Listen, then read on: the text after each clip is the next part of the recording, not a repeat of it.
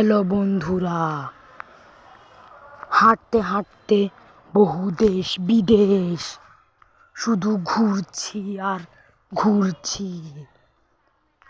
চারিদিকে গাছ, এটা হচ্ছে গাছ বাগান, পুরনো গাছ বাগান। নিচে ইট, ইটের উপর আমরা আস্তে আস্তে হাঁটছি। আর পেছনে হচ্ছে ভূত বাড়ি। আরে ভূত বাড়ির সামনে এটাকে মনে হচ্ছে কেউ একজন দাঁড়িয়ে আছে ওদিক ফিরে। চলুন আমরা সামনে এগিয়ে যাই। উপরে দেখুন আকাশ, এখন দিনের বেলা, সূর্য উঠেছে। চারিদিকে শুকনো পাতা, শুকনো পাতা ছাড়া রাস্তায় আর কিছু নেই। শুকনো পাতার উপর হাঁটলে মনে হয় যেন হাঁটছি। শুকনো পাতার উপর হাঁটলে একটা ছন্দ আসে। দেখুন, এই গাছটা হচ্ছে একরকম একটা গাছ, যে গাছটা নিচ থেকে কিন্তু ওপরে গিয়ে দুইটা সাপের মাথার মতো দুই ভাগ হয়ে গেছে। আসলে এটা হচ্ছে একটা মানুষ, যে মানুষটার উল্টো হয়ে আছে আর পাগুলো ওপর দিকে তুলে দিয়েছে।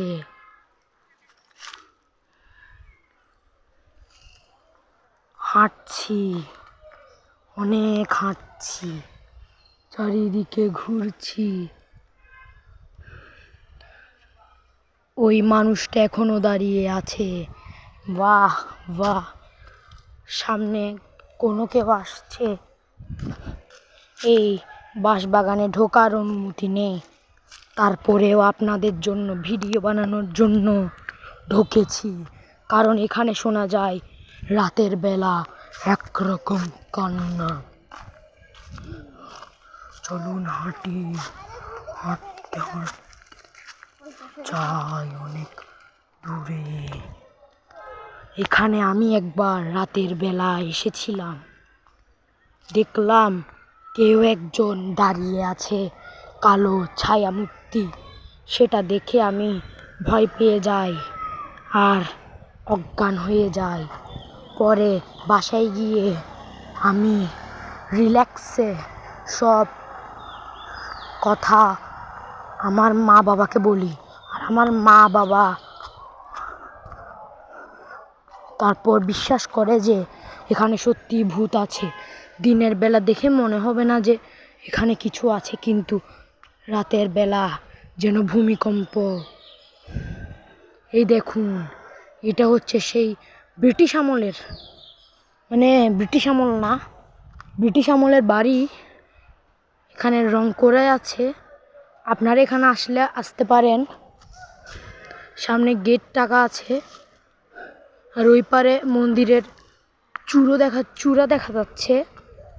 ওটা হচ্ছে একটা মন্দির। ওখানে আজ অনুষ্ঠান ছিল, সেখান থেকে আমরা প্রসাদ খেয়ে এসেছি।